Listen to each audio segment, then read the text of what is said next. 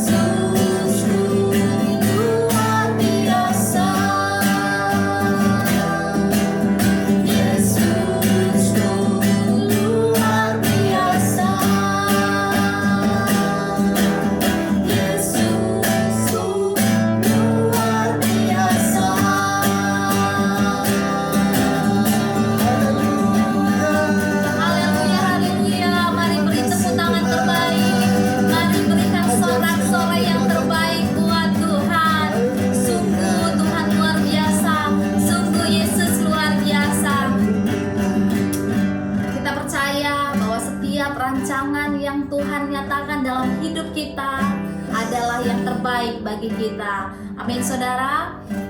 Kita akan menyembah Tuhan. Mari saudara boleh duduk, saudara boleh berdiri senyamannya saudara, untuk kita sama-sama menyembah Tuhan.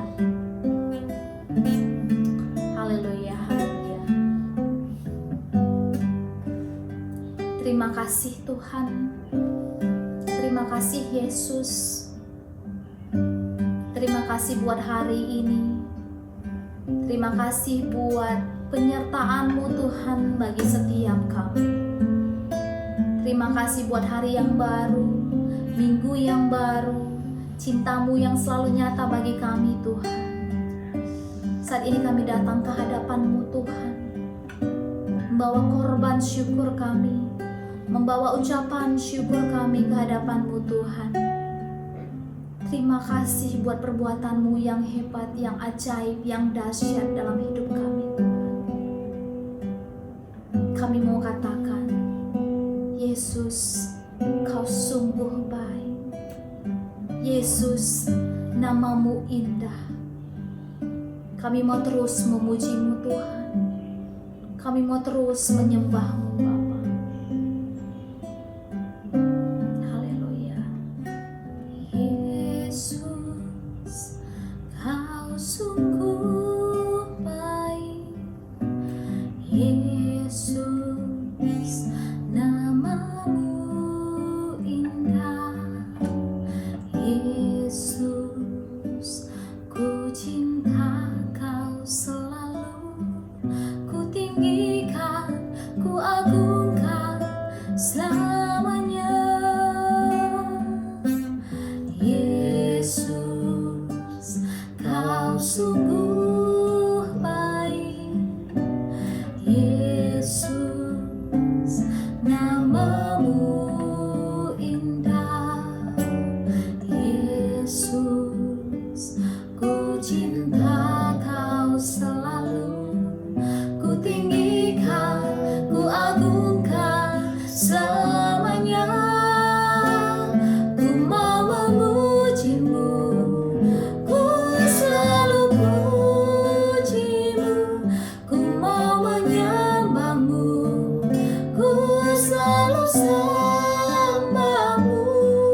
Kau yang layak terima semua pujian, kemuliaan hanya bagi Tuhan.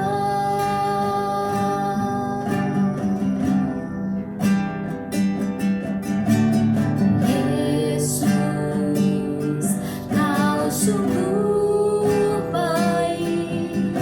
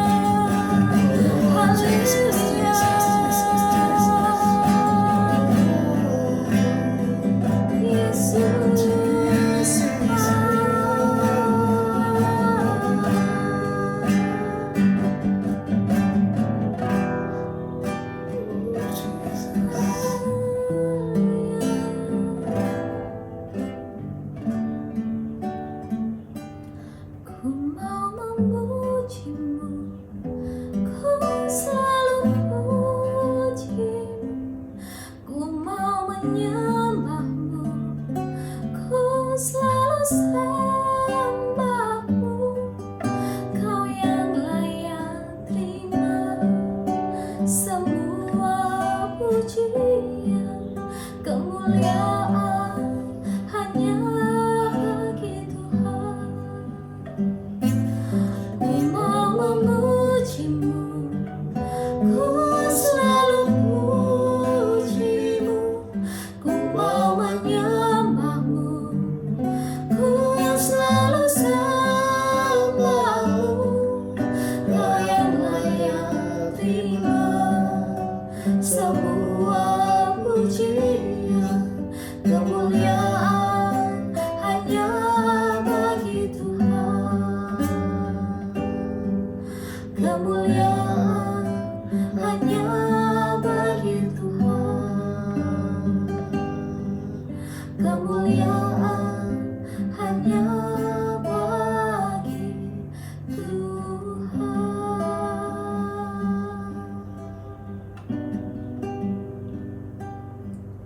Ini hati kami Tuhan, ini seruan kami Tuhan Yesus. Kami mau terus memuji-Mu Tuhan, kami mau terus menyembah-Mu Tuhan. Dan kami percaya Bapa, dalam setiap musim kehidupan kami, Kau Allah yang terus menolong kami, Kau Allah yang terus menggendong kami, Kau Allah yang setia, yang selalu ada bagi kami. Kau Allah yang tidak pernah berubah, dulu sekarang sampai selamanya.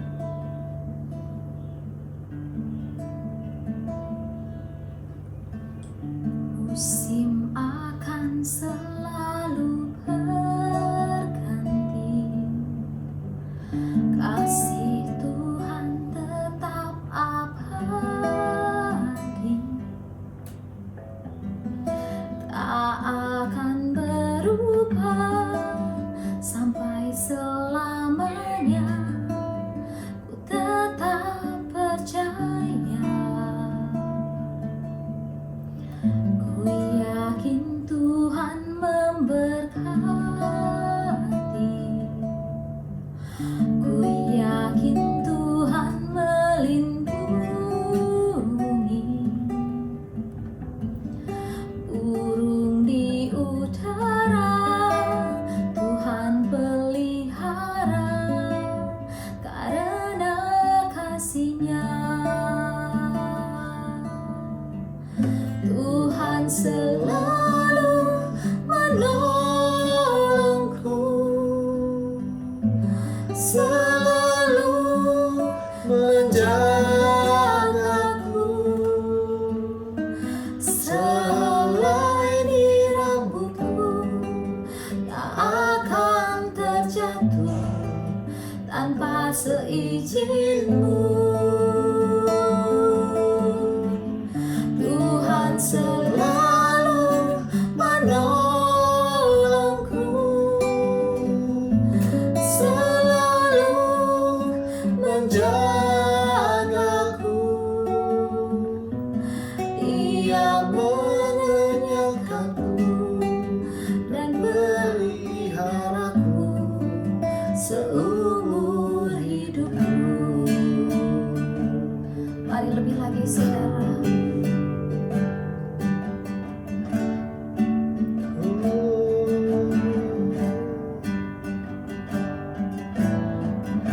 Musim akan selalu berganti, kasih Tuhan tetap abadi, tak akan berubah sampai selamanya.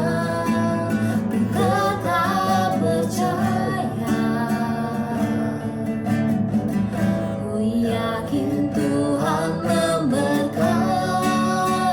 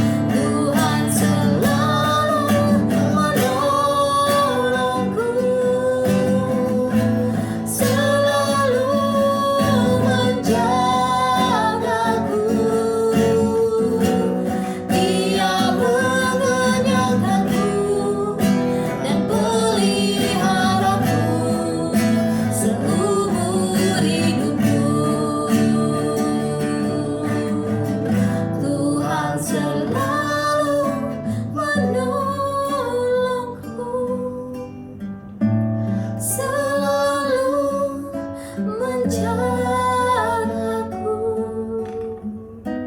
sehelai di rambutku tak akan terjatuh tanpa seizin-Mu. Tuhan selalu menolongku, selalu menjagaku. Dia mengenyangkanku dan peliharaku seumur hidupku. Dia mengenyangkanku dan peliharaku seumur hidupku. Dia mengenyangkanku dan peliharaku seumur hidupku.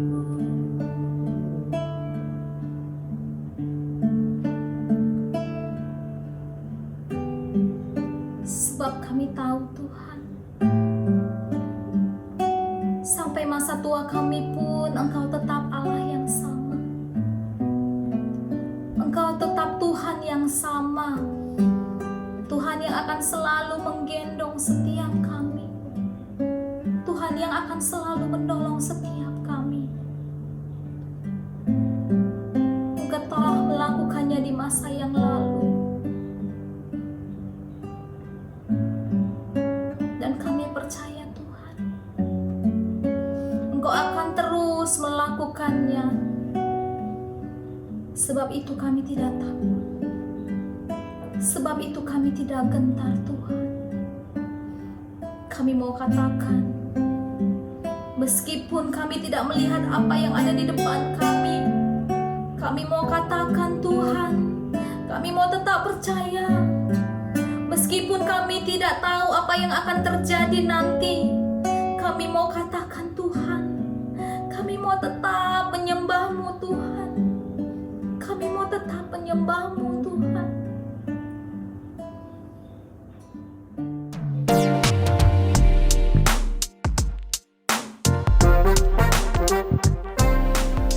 Shalom Bapak, Ibu, dan Saudara terkasih di dalam Tuhan kita Yesus Kristus. Pada kesempatan ini saya akan membagikan renungan singkat dengan tema pelayanan seturut kehendak Tuhan. Saudara-saudara, memang kamu telah dipanggil untuk merdeka, tetapi janganlah kamu mempergunakan kemerdekaan itu sebagai kesempatan untuk kehidupan dalam dosa, melainkan layanilah seorang akan yang lain oleh kasih. Galatia 5 ayat 13. Jadi, panggilan Allah untuk saudara dan saya adalah untuk melayani. Pelayanan itu sendiri merupakan salah satu bentuk penyembahan yang benar menurut Alkitab. Bahkan menurut Rick Warren dalam bukunya yang berjudul The Purpose of Driven Life, terdapat 5 tujuan manusia hidup. Dan salah satunya adalah untuk melayani Allah. Manusia diciptakan dengan tujuan tersebut. Dan kita sebagai orang percaya harus memahami bahwa pelayanan yang kita lakukan adalah juga untuk menyatakan janji dan berkat dari Tuhan. Dalam kitab Roma 14 ayatnya yang ke-17 dan 18 dikatakan, sebab kerajaan Allah bukanlah soal makanan dan minuman, tetapi soal kebenaran, damai sejahtera, dan sukacita oleh Roh Kudus. Karena barang siapa melayani Kristus dengan cara ini, ia berkenan pada Allah dan dihormati oleh manusia. Maka jelas di sini panggilan kita ketika melayani Tuhan adalah melayani dengan memberitakan kebenaran. Dan ketika itu terjadi dan kita itu lakukan, maka Tuhan sendiri, Allah sendiri akan berkenan, dan bahkan kita manusia dihormati oleh sesama kita. Tuhan kita adalah pribadi yang adil. Ia bersikap adil dan tidak mungkin melupakan apa yang kita perbuat. Bahkan meski manusia sangat mungkin melupakannya. Dalam kita melayani Dia, Tuhan juga melihat sikap kita. Kita harus melayani dengan tulus hati, bukan hanya sekedar untuk menyenangkan orang lain. Hal ini sangat penting agar kita tidak sombong dalam pelayanan yang kita lakukan. Dan dalam melayani kita juga harus memiliki motivasi yang benar. Apapun yang kita lakukan, tujuan kita hanya satu, adalah untuk meninggikan Yesus daripada diri kita sendiri. Dalam Efesus pasal yang ke-6 ayat yang ke-5 dan tertulis, "Hai hamba-hamba, taatilah Tuhanmu yang di dunia dengan takut dan gentar, dan dengan tulus hati sama seperti kamu taat kepada Kristus." Maka apapun yang kita lakukan, haruslah kita lakukan dengan tulus hati seperti kita taat kepada Kristus, seperti kita melayani Kristus. Dan juga dalam Efesus pasal yang ke-6 ayat yang ke-6 dan ke-7 tertulis, "Jangan hanya di hadapan mereka saja untuk menyenangkan hati orang, tetapi sebagai hamba-hamba Kristus yang dengan segenap hati melakukan kehendak Allah, dan yang dengan rela menjalankan pelayanannya seperti orang-orang yang melayani Tuhan dan bukan manusia." Motivasi kita bukan apa yang kita perbuat ketika dilihat orang, tetapi yang terlebih penting adalah siapakah kita ketika tidak ada satu orang pun melihat kita. Berusahalah mengembangkan kehidupan pribadi yang otentik dengan Tuhan. Pelayanan kita harus berfokus pada Tuhan. Ingatlah bahwa motivasi pelayanan kita adalah hanya untuk memuliakan Tuhan dan bukan untuk materi, bukan untuk diri kita sendiri ataupun manusia lainnya. 1 Timotius 1 ayat 12 mengatakan, "Aku bersyukur pada Dia yang menguatkan aku, yaitu Kristus Yesus Tuhan kita, karena Ia menganggap aku setia dan mempercayakan pelayanan ini kepadaku. Mengucap syukurlah jikalau sampai pada hari ini kita masih diberi kesempatan untuk melayani Tuhan. Nikmatilah berkat ini, dan bukan malah sebaliknya kita merasa lelah dan rugi dalam melayani Tuhan. Bila hal ini sampai terjadi, boleh jadi itu karena salahnya fokus dalam pelayanan kita. Tentu saja Allah tidak hanya sekedar menuntut tanpa memberikan teladan. Ia memberikan anaknya yang tunggal, Yesus Kristus, untuk menjadi teladan bagi kita. Sepanjang kehidupan Yesus di muka bumi, ada begitu banyak pelayanan yang Ia lakukan dan sepatutnya lah kita teladani. Dalam Matius 20 ayat 28 tertulis, "Sama seperti anak manusia datang bukan untuk dilayani, melainkan untuk melayani dan untuk memberikan nyawanya menjadi tebusan bagi banyak orang." Sama seperti itulah dalam 1 Korintus 15 ayat 58 juga tertulis, "Karena itu saudara-saudaraku yang terkasih, berdirilah teguh dengan tanpa goyah, dan giatlah selalu dalam pekerjaan Tuhan. Sebab kamu tahu bahwa dalam persekutuan dengan Tuhan, jeripayamu tidak sia-sia." Oleh karena itu, saya mengajak kita semua untuk mari kita melayani dengan motivasi yang benar, yaitu melayani dengan sepenuhnya untuk memuliakan Tuhan. Segala kemuliaan bagi nama Tuhan. Semoga renungan ini boleh menjadi berkat buat kita semua. Segala kemuliaan bagi Yesus. Selamat hari Minggu, Tuhan memberkati. Di dalam doa, ora labayata kana mayara labaya shiki na mayara labaya shandara labaya shandi. Ora bayata kana mayara lababa baba baba baba. Saat ini kami bersyukur di hadapan-Mu Tuhan, buat kebaikan-Mu, buat kasih-Mu yang terus melimpah atas setiap hidup kami ya Tuhan. Hingga kami beroleh kehidupan hingga pada saat hari ini ya Bapa. Dan saat ini kami mau datang di hadapan-Mu menaikkan setiap doa-doa kami ya Tuhan Yesus. Ora labaya syakana mayara labaya syanda. Kau memberkati setiap umat-Mu ya Tuhan yang sedang beribadah saat ini. Dimanapun kami beribadah, baik di rumah kami ya Tuhan, kami yakin dan percaya ada kuasa ilahi mengalir atas setiap kami ya Bapa.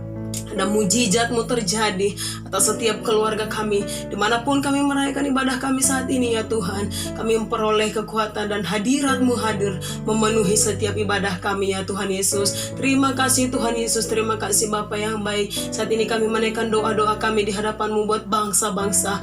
Oralabaya shekena mayaralabaya syanda. Shalom bagimu Indonesia, shalom bagimu Malaysia.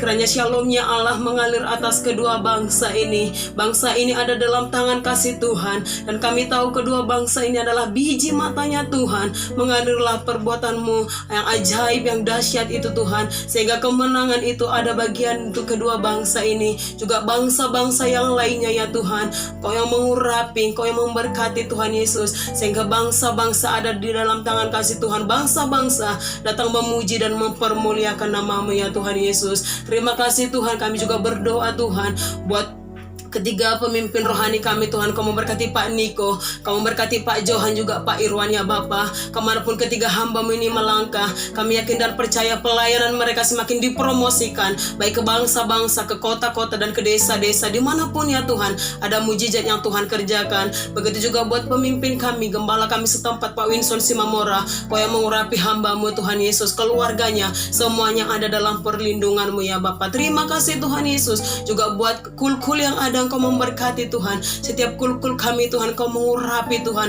Akan ada penuaian jiwa-jiwa, karena kami tahu Tuhan, lewat kul ini kami boleh menjangkau banyak jiwa-jiwa lebih lagi untuk kemuliaan-Mu ya Bapa. Berkati gembala-gembala kul yang ada, anak-anak kul yang ada, semuanya Tuhan ada dalam lindungan Tuhan. Kami tahu Tuhan Yesus, biarlah kul-kul kami semakin berkembang ya Bapa. Terima kasih Tuhan. Mission pastor yang ada, Kau memberkati, Kau yang mengurapi Tuhan. Semuanya kami ada dalam pelindungan Tuhan. Pengerja-mu Tuhan, Kau yang memberkati Bapa. Biarlah hati kami tetap melekat untuk melayani-Mu ya Tuhan Yesus. Terima kasih Tuhan Yesus buat gereja-Mu Tuhan. Semakin Kau berkarya atas gereja-Mu. Walaupun saat ini Tuhan, juga ibadah kami yang kami adakan lewat live ini Tuhan, kami yakin dan percaya lewat ibadah kami ini ada banyak terobosan yang dikerjakan ya Bapa. Terima kasih Tuhan Yesus. Terpujilah nama-Mu Tuhan, termulialah nama-Mu. Di dalam nama Tuhan Yesus ini setiap doa kami serahkan ke dalam tangan pengasihan Tuhan. Haleluya, haleluya, amin.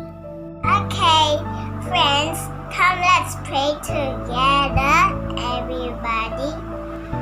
Lord Jesus, today Kezia want to pray for our generation. Help us to love You more. Teach us how to worship You. Guide us how to respect You more. Jesus, we need You to show us how to love our friends and also respect our mommy and daddy. Other than that, we also pray for our school. Bless all the teachers that teach us and also bless this nation.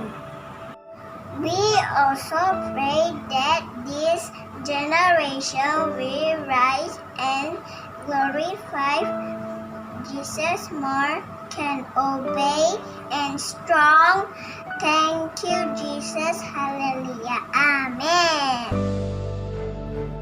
Mari Bapak Ibu Saudara terkasih, kita siapkan hati kita untuk mendengarkan firman Tuhan, karena kita percaya bahwa firman Tuhan adalah dasar yang teguh bagi kita.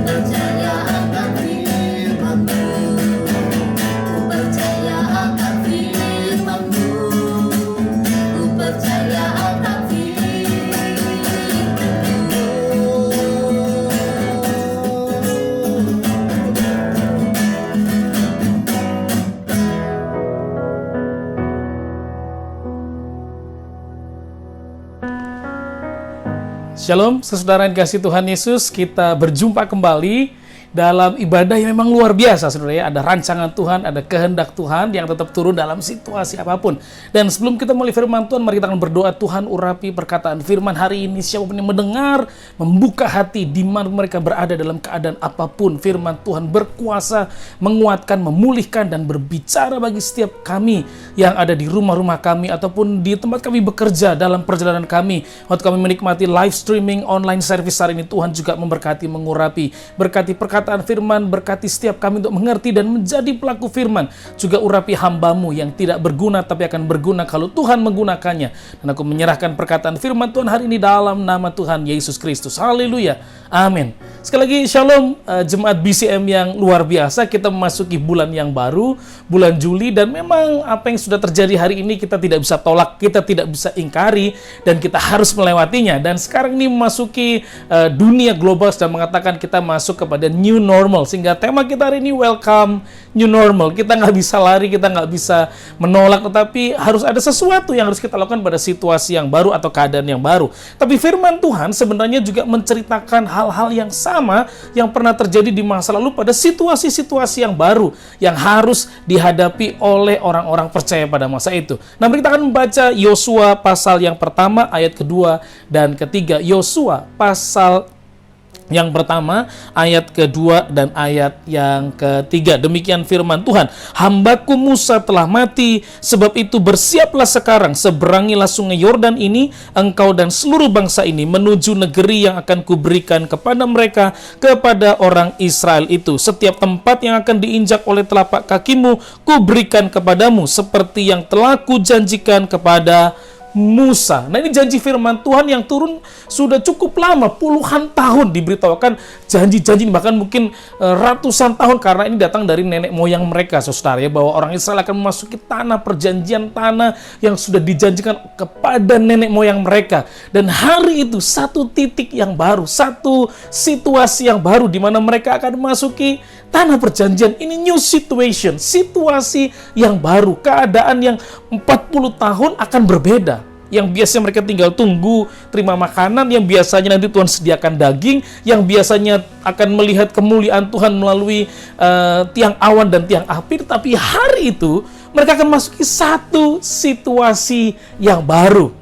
Kalau boleh dibilang kenormalan yang baru, karena mereka biasa dengan pindah tempat, mereka biasa harus membereskan tempat tinggal mereka. Tapi sekarang mereka akan ada di satu tempat. Tidak lagi nomaden, tapi mereka akan memiliki negara, state.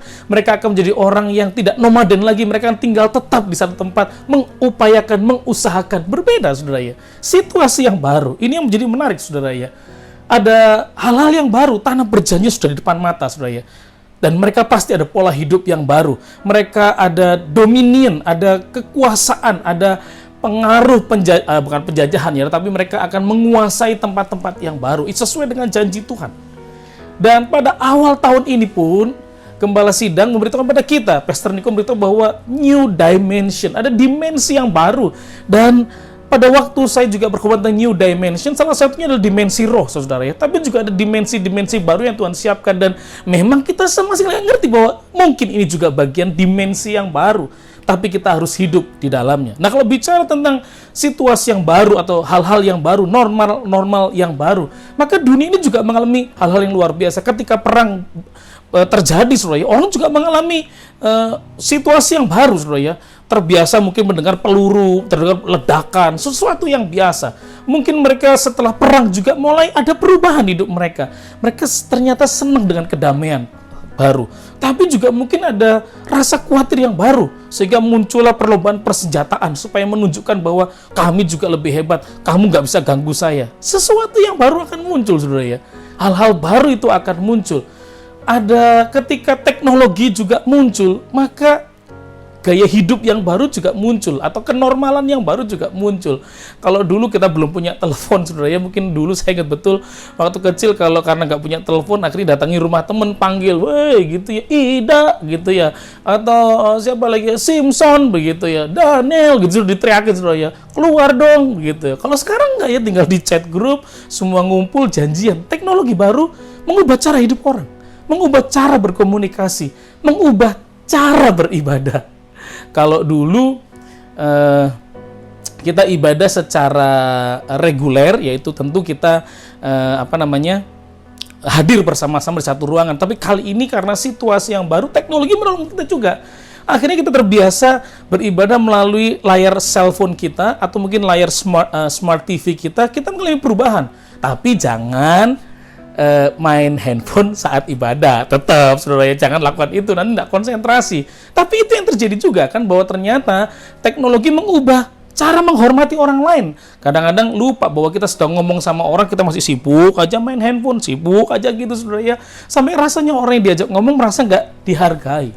Teknologi bisa mengubahkan orang, bahkan cara mencari jodoh pun mulai diubahkan, saudara ya. Itu ya, kadang-kadang ada juga saya tahu itu ya, yang cari jodoh melalui Facebook, saudara ya, melalui aplikasi Kencan, saudara ya. Ada banyak cara ya. Saya bahkan pernah ingat dulu waktu di Malang, ada yang kenal di Facebook baru 3 bulan, akhirnya dilamar di Facebook, jadi diterima. Dilamar, kemudian datangi kotanya dan baru ketemu orangnya, saudara ya. Dan puji Tuhannya menikah. Tapi ada juga yang akhirnya kecewa karena ada kamera-kamera, aplikasi-aplikasi atau yang membuat orang jadi lebih cantik, lebih ganteng, atau mungkin lebih buruk, saudara ya. Kalau saya sih udah nggak perlu pakai aplikasi itu, udah jelas gantengnya, jadi nggak perlu dengan kayak gitu-gitu, saudara ya. Tapi teknologi mengubah orang. Cara melamar kerja pun dulu harus pakai kertas, sekarang harus pakai email saja. Mengubah, saudara ya. Cara bersosialisasi orang sekarang berubah. Kalau dulu harus ketemu, ada biaya, sekarang ya ada biaya tapi namanya kuota lewat chat group. Dari berbagai pulau, negara bisa kumpul jadi satu. Perubahan, situasi yang baru. Ketika transportasi modern mulai muncul dengan adanya taksi, dengan adanya kereta api, pesawat, muncul lagi yang baru dengan aplikasi-aplikasi, saudara ya. Transportasi online namanya. Sehingga ketika muncul Uber, Grab, atau di Indonesia ada Gojek, saudara ya, maka menjadi disruption teori. Ada sesuatu goncangan yang terjadi dari cara orang bersikap kemudian, dan orang mulai berkompetisi. Selalu ada situasi yang baru, kenormalan yang baru, saudara ya. Dan sekarang kenormalan baru muncul karena satu penyakit, saudara ya, yang kecil, yang nggak kelihatan, tapi mempengaruhi kita. Sehingga kemudian kita diminta memiliki gaya hidup normal yang baru. Dan dalam gara-gara penyakit ini, pelajaran dulu muncul lagi. Apa itu? Cuci tangan, saudara ya. Jangan-jangan dulu kalau mau makan lupa, dulu kan udah lapar, habis dari pabrik, saudara ya, dari kantor udah capek, lelah, langsung tangan masuk begitu ya. Sekarang udah cuci tangan, kita diajar pakai masker, jaga jarak, mulai belajar peduli kesehatan, berubah. Nah, kalau memang harus ada normal yang baru, situasi yang baru, apa yang harus kita lakukan? Apa yang harus kita lakukan, teman-teman, Bapak Ibu saudara yang kasih Tuhan Yesus? Nah, menariknya, saudara, bicara hidup ini ya, kadang-kadang kita itu susah berubah kalau sudah terbiasa. Itu yang paling susah, saudara ya. Mengubah kebiasaan, itu jadi persoalan. Nah, Anda perlu tahu bahwa ternyata kata new normal tidak dimulai pada tahun 2020, tapi sejak tahun 2008 atau 2007 ketika terjadi gagal bayar Yunani. Nah, kemudian dunia, sebenarnya di dalam dunia ekonomi khususnya, mengenal istilah new normal kemudian. Dan kemudian muncul karena penyakit ini yang menjadi tidak hanya cara hidupnya, cara berdagangnya, cara interaksinya mulai berubah, saudara ya. Tapi kadang-kadang mengubah kebiasaan itu tidak mudah, saudara ya. Nah, hari ini kalau kita belajar, saudara ya, ada satu pepatah bahasa Inggris itu ngomong begini, saudara. Each new situation require a new architecture. Once again, each new situation require a new architecture. Yang artinya dalam situasi yang baru tetap memberikan persembahan lewat rekening gereja. Jangan lupa, saudara ya. Maksudnya adalah dalam situasi yang baru, kalau dalam bahasa kakunya, letternya ya, situasi yang baru membutuhkan bangunan yang baru. Tetapi maksudnya begini, bahwa ketika ada keadaan yang baru, kita perlu membentuk gaya hidup yang baru, membentuk keadaan yang baru. Jadi arsitektur bukan berarti bangunannya, tapi hal membentuknya, saudara. Itu sama seperti ketika kita di kitab Injil, baik Matius, Markus, Lukas, dan Yohanes juga menemukan tentang cerita Tuhan Yesus tentang kantong anggur, saudara ya, bahwa anggur yang baru tidak masuk di kantong yang lama. Atau sebaliknya, anggur yang lama tidak bisa masuk di kantong yang baru. Harus anggur baru dengan kantong baru. Kenapa? Karena anggur yang baru itu ada gas, ada tekanan, ada perubahan. Dan harus ditaruh di kulit atau kantong yang baru. Karena kantong yang baru, karena kulit masih bisa mengembang, menahan tekanan gas. Nah, hari-hari ini sama. Kalau Anda tidak mengalami perubahan, tidak belajar dengan perubahan, maka kita akan tertinggal. Sebagai pekerja Tuhan, kita nangis sama Tuhan, doa, tapi nggak pernah belajar dengan perubahan. Tidak mencoba memulai sesuatu yang baru, itu jadi persoalan. Nah, apa yang harus kita lakukan pada new normal ini? Maka yang pertama menurut saya adalah adaptasi. Anda dengan saya harus mulai beradaptasi. Dalam hidup ini katanya ada masalah kita hadapi, yaitu bos. Bos itu masalah kita. Wah, jadi bos mulai marah. Ini pendeta ngomong apa ini kok bos? Bukan, saudara ya. Bos itu terdiri dari 3 huruf, BOS. Bos itu berarti barang, orang, situasi. Nah, kalau terjadi perubahan barang atau barang bermasalah, itu gampang. Tinggal kita ganti itu barang. Tapi kalau yang paling sulit, itu orang. Karena barang mungkin sudah diganti, situasinya sudah berubah, orangnya tidak bisa berubah. Nah, hari ini situasi mungkin tidak bisa diubahkan, tapi waktu perlahan-lahan akan mengubahkan. Atau kita yang membuat perubahan dengan situasi. Nah, sebenarnya si Tuhan Yesus, katanya makhluk yang paling hebat di bumi ini, kata Charles Darwin, bukanlah makhluk yang dengan tubuh yang besar, kekuatan, dengan senjata tubuh yang hebat, begitu ya, dengan cakar yang luar biasa, tanduk yang hebat, begitu. Ternyata enggak. Tapi makhluk yang paling kuat menurut Charles Darwin adalah yang sanggup beradaptasi. Nah, saya percaya Tuhan ciptakan manusia segambar serupa dengan Allah dengan kemampuan yang hebat. Salah satunya adalah sanggup untuk beradaptasi. Bapak, Ibu, saudara, teman-teman kasih Tuhan Yesus, keadaan tidak bisa diubah, tapi cara kita menghadapi keadaan bisa diubah. Kalau yang dulu mencari market itu susah, saudara ya. Dulu kita harus pergi ke pasar, terus kita punya lapak di pasar. Baru kita nungguin orang diem gitu ya, atau kita buka lapak di rumah atau di perempatan jalan di pinggir, kemudian jangan tengah, kalau tengah tabrakin orang, saudara ya. Di pinggir nungguin orang. Kalau sekarang udah enggak. Dengan teknologi kita bisa online shop. Anda masuk ke yang sudah besar-besar itu, entah Tokopedia kah, Bukalapak kah, Shopee kah, Lazada kah, macam-macam, saudara ya. Dan akan sudah diberi brand, sudah diberikan market oleh si aplikasi tersebut. Dan Anda tinggal menunggu.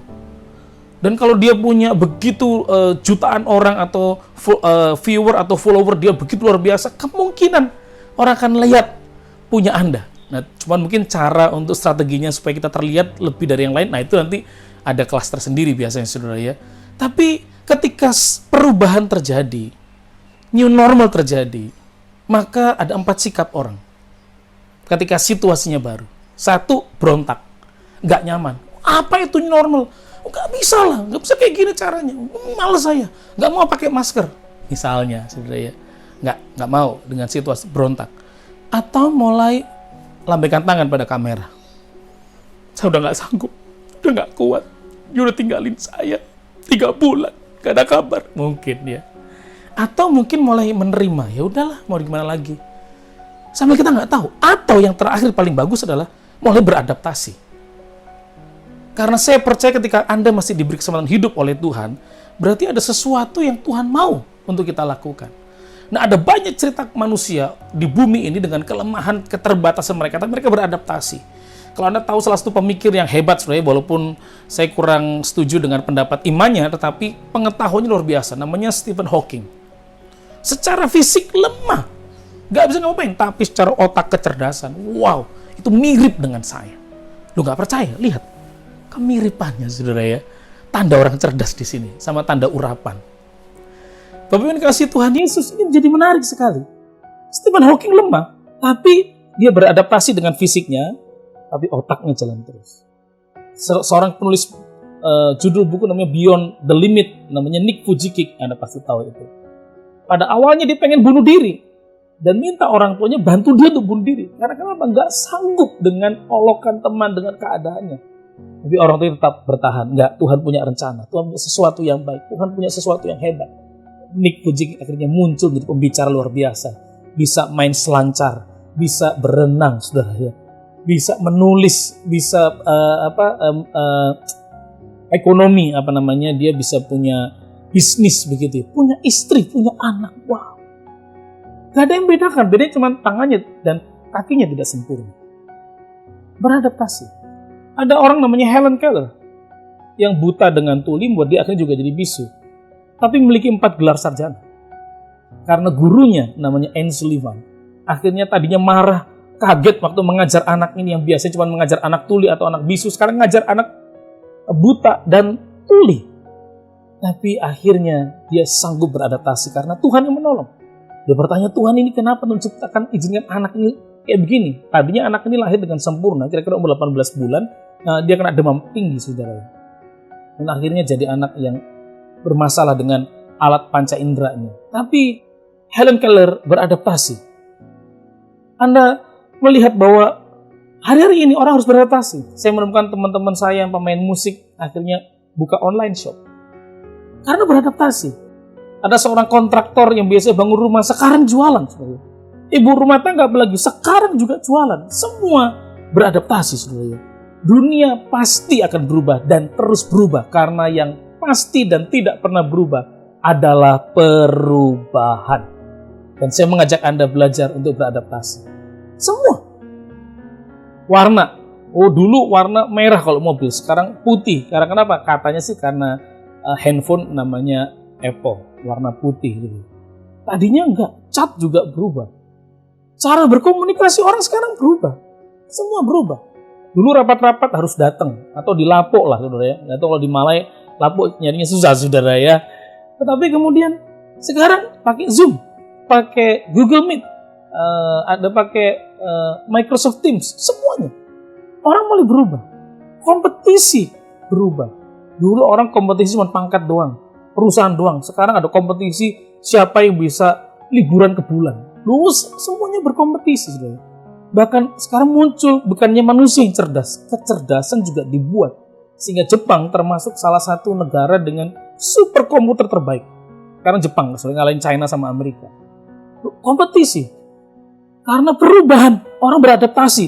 Sehingga muncullah dulu kendaraan. Dari mulai kuda, saudara ya, sampai sepeda, sampai tenaga kuda kemudian yang dikenal dengan mobil.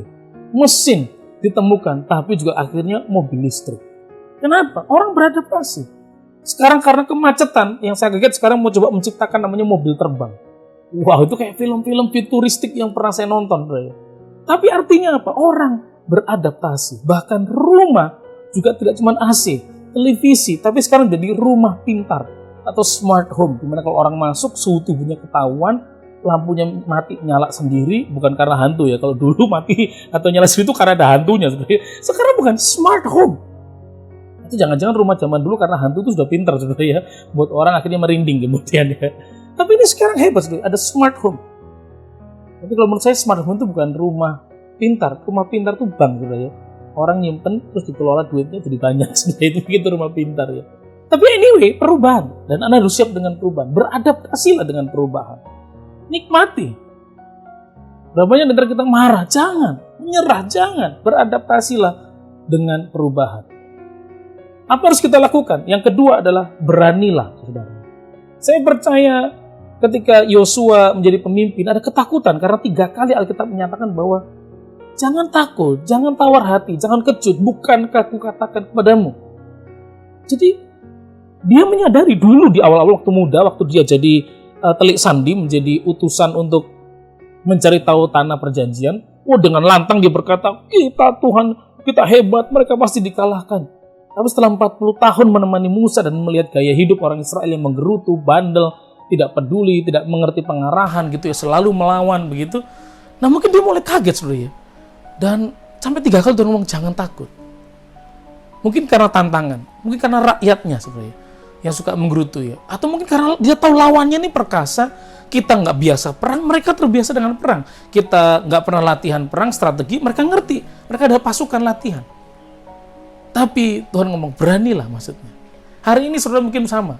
Ayo beranilah. Apa yang kita harus berani? Melangkahlah terlebih dahulu. Yosua diminta untuk berani melangkah, berani memimpin dengan situasi yang baru, yang sama sekali dia tidak mengerti. Teman-teman, Bapak Ibu Saudara yang kasih Tuhan Yesus, baik Anda di Malaysia yang menikmati online service hari ini, maupun juga Anda yang mungkin tersebar di berbagai tempat di Indonesia, yang pernah menjadi jemaat atau beribadah di BCM Malaysia. Hari ini saya berdoa bagi saudara supaya menyadari bahwa setiap hari merupakan kesempatan yang baru, di mana Allah tetap akan mengerjakan perkara-perkara yang baik. Cuman jangan takut atau hidup dalam ketakutan. Sesekali takut boleh, itu manusiawi. Tapi tinggal dalam ketakutan, terus takut, itu bukan anak-anak Tuhan. Karena roh yang diberikan kepada kita adalah roh keberanian. Nah, saudara yang kasih Tuhan Yesus, kalau Anda tidak berani melangkah, tidak berani mencoba memimpin, tidak berani dengan situasi yang baru, Anda akan ditinggalkan. Karena dunia tidak nunggu saudara untuk berani. Dunia tetap jalan, tapi jadilah orang yang berani. Karena setiap hari yang Tuhan beri itu kesempatan untuk kita menjadi lebih berani, menjadi lebih baik. Kenapa? Karena Allah tidak ninggalin kita. Allah turut bekerja mendatangkan kebaikan bagi setiap orang yang mengasihi Dia. Tidak ada yang tidak bisa diubahkan sebelum kita menghadapinya. Kecuali kita takut mundur, ya kita nggak tahu bisa apa enggak. Tapi kalau kita maju, kita berjalan, berarti kita sanggup untuk mengerjakannya. Salah satu perhubungan kita dengan keberanian bukanlah keadaannya, bukan situasinya, tapi pikiran kita. Pikiran kita itulah akan membawa kita ke jalan yang tepat. Pikiran-pikiran Tuhan lah akan membantu kita. Atau pikiran kita juga akan menyesatkan setiap hidup kita. Hari ini kita perlu berani untuk melangkah menghadapi normal yang baru ini, saudara ya.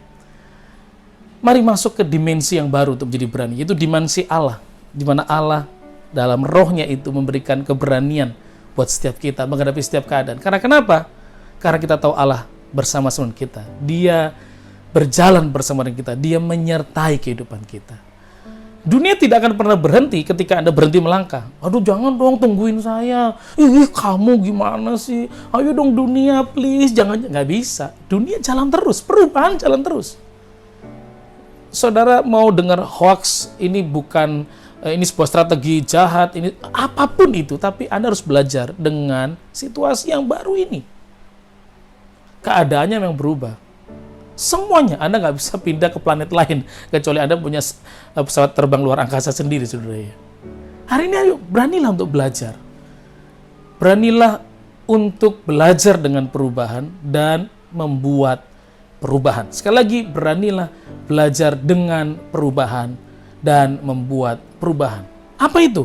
Misalnya kalau selama ini saudara dandan nggak ngerti, dandan sembarangan, ayolah di YouTube tuh banyak tuh ngajar dandan. Ladies, lebih cantik hari ini. Dandannya tidak menor ya. Tidak apa sih bahasanya itu ya. Pokoknya tidak terlalu menyolok lah saudara ya. Ayo berani dandan. Para pria yang biasanya sembarangan pakaiannya gitu ya. Bolong-bolong, ayolah. Tunjukkan kejantananmu lewat cara berpakaian yang baik. Mungkin belajar bahasa. Nggak cuman bahasa, apa kau?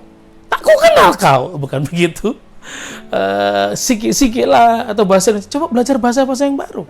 Selain bahasa roh tentunya, saudara ya, itu hanya diajarin Tuhan, saudara ya, tidak bisa diajarin manusia. Tapi mungkin dengan belajar bahasa yang baru, Anda bisa mendapatkan komunikasi yang lebih baik. Dan Tuhan akan tempatkan orang lebih baik lagi.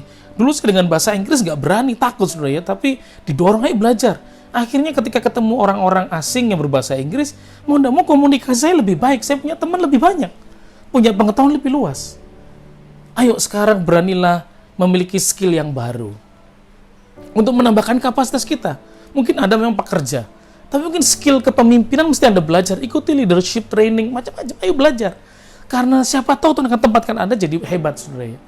Kalau ini waktunya untuk belajar disiplin, nah ini nih. Ayo belajar disiplin. Yang bisa males-malesan, telatan begitu, saudara ya. Yang biasanya nggak ngerjain dengan baik. Yang hidupnya nggak pernah disiplin. Mungkin saatnya kita belajar disiplin. Karena kenapa? Harus pakai masker, jaga jarak. Itu kan disiplin, bagian dari disiplin. Karena siapa tahu dengan kedisiplinan akan menjadikan kita pribadi yang jauh lebih baik lagi. Kalau ini saatnya Anda bisa melayani pada situasi pandemi ini. Waduh Pak, gimana cara melayani? Lu mungkin lewat media sosial, konseling, telepon, mendengarkan curhat orang. Kalau Anda bisa melayani, kenapa nggak sekarang belajar melayani? Untuk membuat hidup kita lebih berarti. Kalau hari ini Anda bisa belajar bekerja lebih keras lagi, ayo. Dulu males dulu, aduh pengennya kerja di rumah lah, nggak enak di rumah. Sekarang di rumah terus juga males. Semua teman-teman juga aduh capek nih kerja di rumah. Si kecil lari-lari begitu, mama bikinin susu, mama malah nggak bisa konsentrasi saudara ya. Wah, banyak orang merindukan suasana kantor sekarang. Padahal dulu kantor dibenci banget ya. Tiap kali lihat kantor, aduh gitu ya. Sekarang udah nggak kepengen ke kantor. Kalau ini bisa kerja, hari ini sudah bisa belajar kerja keras. Ayo kerja keras. Beranilah paksa dirimu lebih baik lagi. Anda lihat ini ya, ini karena baca buku sudah, maksa diri sudah. Tapi paling enggak menjadi pengetahuan lebih banyak lagi. Kalau ini saatnya belajar teknologi, ayo belajar teknologi. Kami hamba-hamba tuh mulai belajar sudah bagaimana khotbah di depan kamera. Tuh Pastor Vincent tuh pakai stand mic, belajar itu pasti sudah ya. Walaupun mungkin sama anaknya, tapi kan semua harus belajar. Saya mulai belajar aplikasi-aplikasi, mulai kenal namanya OBS, bagaimana di IG Live. Ya mulai teknologi, akrabi teknologi itu, belajar. Yang kalau handphone tadinya cuma ngabisin kuota, cuman aku ditinggalin cerita gitu.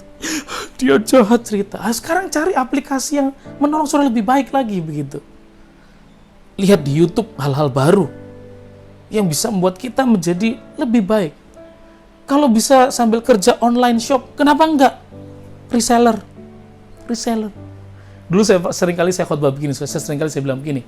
Dalam pepatah bahasa Mandarin itu pernah bilang begini, 1 musuh itu kebanyakan, 1000 teman terlalu sedikit katanya. Karena itu pelajarannya jangan ada musuh, tapi perbanyaklah teman. Kenapa? Kalau banyak teman, kita bisa buka online shop. Sudah ya. Karena kalau temannya banyak, kita share, wah yang lihat banyak, 10% yang beli, bisa hidup dan kita bisa memberi korban syukur kepada Tuhan dan perpuluhan. Bisa semua saudara ya. Bapak yang kasih Tuhan Yesus, ayo beranilah untuk belajar. Paksa dirimu. Lakukan hal-hal yang baru. Beranilah. Jangan menyerah, jangan menolak. Tapi beradaptasilah. Yang terakhir, apa yang harus kita lakukan? Maka ciptakan kesempatan. Wah, Pak Pendeta salah. Kesempatan datang dari Tuhan, Pak. Kita nggak bisa. Oh, tunggu dulu. Kita juga bisa menciptakan kesempatan. Kalau selama tahun-tahun yang lalu Anda kerja sembarangan, Anda sedang menutup kesempatan. Tapi kalau sepanjang tahun-tahun lalu, mungkin sebelum masa pandemi, Anda tetap setia, Anda bekerja keras, Anda baik sama orang, Anda punya nilai tambah yang tidak hanya kerja baik, mungkin sekarang punya bahasa Inggris, jadi Anda belajar terus, akhirnya kalau butuh penerjemah, akhirnya orang cari Anda. Lalu itu namanya menciptakan kesempatan. Nah, apa harus kita lakukan? Maka kalau Anda menjadi orang sukses katanya, rumusnya itu SOP. SOP. S-nya sukses sama dengan O-nya opportunity plus P-nya preparation. Artinya sukses kita tergantung dari 1 kesempatan plus persiapan. Kesempatan ada, tapi nggak pernah persiapan, kesempatannya hilang. Persiapan ada, tapi Tuhan nggak ngasih kesempatan, juga nggak bisa juga. Tapi kalau dua-duanya ada, kita persiapan, tunggu sampai waktunya terjadi. Jangan-jangan bukan cuma Tuhan yang memberi, tapi Anda sendiri menciptakan kesempatan. Karena selama ini dikenal sebagai seorang pekerja yang bisa memimpin. Tiap kali dikasih job sama pekerjaan atau sama company begitu ya, untuk mimpin ini, bikin acara ini, Anda mau, Anda rela kerja. Lama-lama orang melihat ini cocok jadi pemimpin. Ayo ciptakan kesempatan sebenarnya.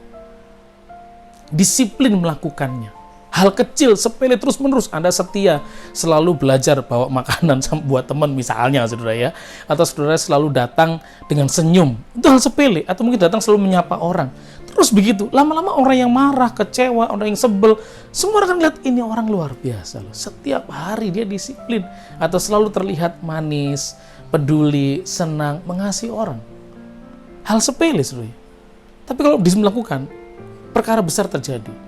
Saya punya seorang pemuda yang kalau saya khotbah di gereja ini seperti Kak Aim, tolong doain saya dong, Kak, tolong doain saya. Saya doain dia. Sampai akhirnya dia cuma sederhana ya, ayat firman Tuhan, kemudian didesain ulang, terus ditulis, dikirim lewat sebuah aplikasi. Terus setia. Sampai akhirnya followernya sampai waktu itu saya ngomong sebenarnya udah 10.000 apa 15.000, saya lupa ingat gitu ya. Terus saya tanya waktu ketemu satu khotbah di gereja dia, saya tanya, kamu gimana tuh caranya? Ya gitu Kak, pokoknya saya misalkan sudah jam 5 saya bangun, saya doa. Setelah doa, saya baca Alkitab. Nah, dibaca Alkitab, selalu saya ambil kata-katanya, kemudian saya tulis. Setelah saya tulis, jam 9 saya posting. Terus gitu Kak, tiap hari, terus begitu. Hasilnya sekarang followernya katanya sampai 50.000. Dan dia mulai bisa bikin apa? Itu ya, merchandise. Kaos lah apa, mulai dijual. Buku mulai dijual. Karena kenapa? Sudah makin banyak followernya. Dari mana? Dari disiplin melakukan. Dia menciptakan kesempatan. Bagaimana kita? Menciptakan kesempatan lebih baik atau selama ini menghilangkan kesempatan. Nah, orang bodoh selalu membuang kesempatan. Apa kesempatan kita paling enggak? Adalah hari ini untuk menjadi lebih baik. Itu orang bodoh. Kalau orang pintar, minum tolak angin. Oh, bukannya orang pintar menggunakan kesempatan. Tapi orang sukses menciptakan kesempatan. Dan Anda dengan saya diciptakan lebih daripada pemenang. Pemilik masa depan cerah. Tapi maaf, pemilik masa depan cerah bisa hilang kalau kita hari ini tidak disiplin, tidak mengerjakan dengan baik. Ayo ciptakan kesempatan. Dengan cara apa? Milikilah nilai hidup yang berbeda. Maksudnya nilai hidup itu apa? Artinya begini, mungkin ada pekerja biasa, tapi kerjaanmu job desk-nya jelas, hanya ngeliatin mesin. Mesinnya berjalan dengan baik. Tapi satu kali kamu lantaimu kotor, ada temanmu yang kesusahan. Kalau orang yang cuma job desk, ya cuma mesin aja. Ayo, kotor ini bukan urusan saya, itu OB yang melakukan.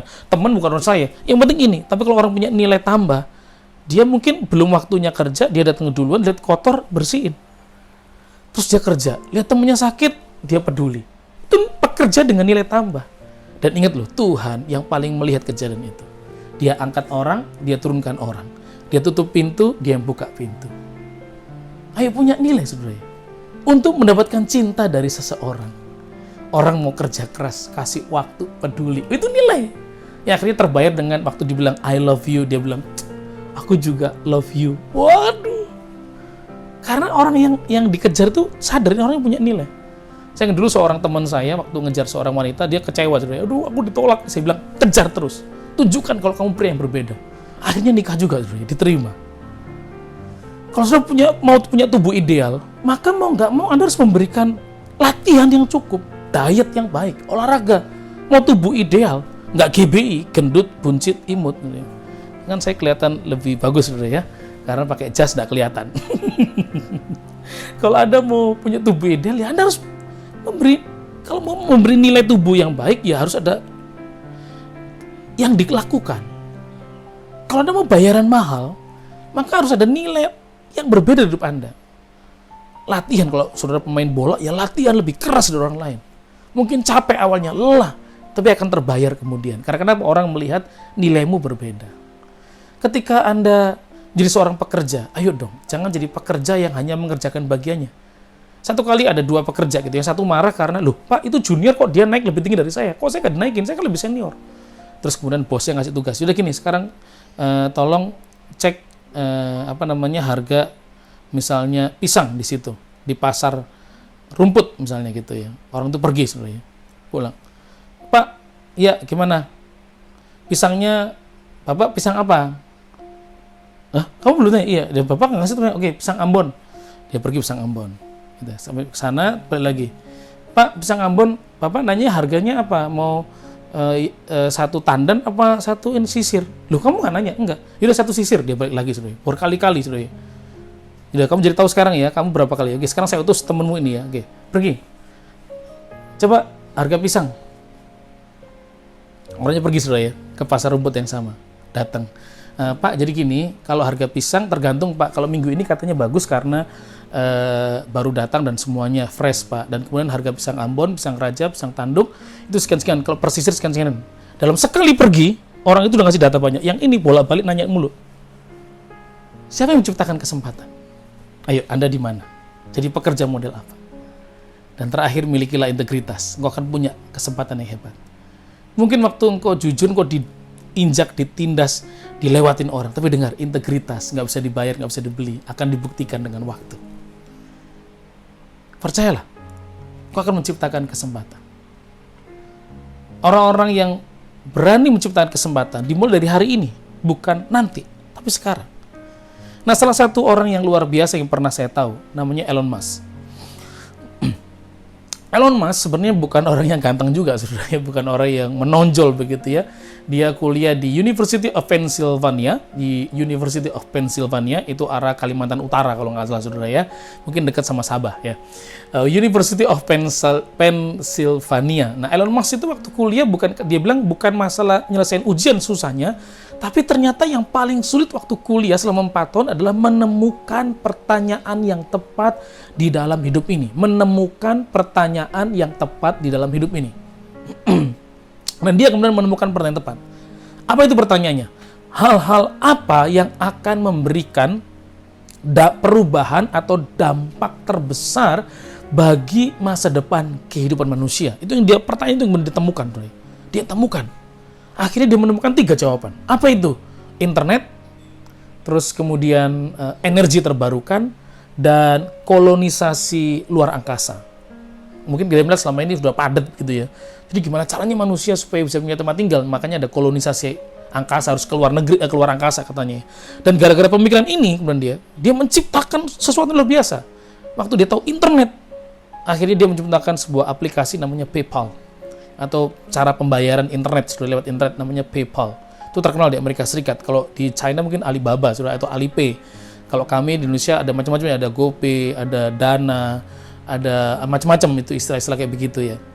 Dan itu yang kedua, energi terbarukan, sehingga muncullah kemudian mobil Tesla. Listrik pada akhirnya akan dicari orang. Mobil listrik terbarukan. Dari mana? Dari matahari, semuanya. Dan yang terakhir, dia akhirnya mendirikan SpaceX, yaitu sebuah badan perusahaan untuk membawa orang liburan keluar angkasa kerjasama NASA. Dan Elon Musk terkenal. Karena kenapa? Dia menciptakan kesempatan. Saya percaya Anda dengan saya akan menciptakan kesempatan kalau Anda tinggal dengan Tuhan. Masuk dimensi ilahi, dimensi yang baru. Berhenti? Tidak. Maka hari ini beradaptasilah. Kalau Anda sudah beradaptasi, ayo berani melangkah, membuat sesuatu yang baru. Ke medan peperangan, maju, dan ciptakan kesempatan. Kalau Anda lupa khotbah saya, maka ingatlah ini. Pastor Andri Imam sedang bicara ABC. A-nya adaptasi, B-nya berani, C-nya ciptakan kesempatan. Kiranya Tuhan berkati saudara, menopang saudara menjadi pribadi yang luar biasa. Mari kita berdoa. Tuhan, urapi semua sahabat-sahabat yang sedang menikmati online service hari ini. Diberkati, dikuatkan, dipulihkan, dikokohkan hidup mereka, menemukan rancangan Tuhan, sehingga engkau yang sedang lemah, kau dikuatkan. Engkau yang ketakutan, kau menjadi berani. Engkau yang mengalami keceriaan, kau semakin ceria, semakin bersuka cita karena kau menyadari berkat-berkat-Mu datang daripada Tuhan. Hari-hari ini hidupmu akan dipenuhi dengan kuasa, kasih, kemuliaan daripada Tuhan. Pada waktu gereja mulai dibuka, engkau akan hadir dengan rasa antusias yang luar biasa, kehausan yang luar biasa, dan terima kekuatan yang baru daripada Tuhan. Dan hari ini pun di rumah-rumahmu, di dormitorimu, engkau akan menikmati rancangan Tuhan. Kasih setia, kemurahan, kebaikan Tuhan berlimpah-limpah turun atas seluruh hidup. Tuhan, urapi BCM akan menjadi gereja yang terus bertumbuh, memberkati Malaysia Tuhan. Berkati setiap hamba-hamba Tuhan, pastor misi yang melayani juga Tuhan berkati. Pastor Vincent, Tuhan berikan roh kepemimpinan di dalam setiap krisis akan turun bagi beliau dan memimpin umat Tuhan mengasihi Tuhan Yesus. Terima kasih buat kasih karunia-Mu Tuhan, jamah yang sakit, pulihkan yang lemah, dan biar anugerah Tuhan mengalir dalam nama Tuhan Yesus Kristus. Haleluya. Amin, amin, amin. Kiranya Tuhan berkati saudara. Salam dalam damai sejahtera Tuhan, tapi juga salam sehat, tetap kuat, tetap berjaga-jaga, olahraga. Tuhan Yesus memberkati. Shalom. Shalom Bapak Ibu Saudara yang kasih dalam Tuhan. Saya percaya firman Tuhan hari ini sangat memberkati kita semuanya. Mari sebelum kita mengakhiri ibadah online kita hari ini, mari kita siapkan hati kita untuk terima berkat Tuhan. Buka tangan saudara. Terimalah berkat yang berlimpah-limpah dicurahkan oleh Bapa di surga, di dalam Yesus Kristus anaknya yang tunggal, dan persekutuan yang manis dengan Allah Roh Kudus menyertai saudara sekalian mulai hari ini sampai selama-lamanya. Sama-sama katakan Maranatha, datanglah Tuhan Yesus, kami merindukanmu. Sama-sama katakan amin. Pengumuman untuk PCM Johor. Kul berjalan di tempat masing-masing. Bagi yang belum dapat berkumpul, ibadah kulnya dapat dilaksanakan melalui aplikasi Zoom atau WhatsApp. KOM 200 akan segera dimulai. Bagi jemaat atau pekerja yang telah selesai KOM 100, mari lanjutkan pembelajarannya ke KOM 200. Persembahan online BCM Johor dapat ditransfer ke akaun CIMB Bank dengan nomor akaun 704-150-1710 atas nama Merincing bin Timor, Koordinator Ibadah BCM Larkin. Bukti transfer harap dapat di WhatsApp ke nomor 018-2732-883 atau 018-2556-887.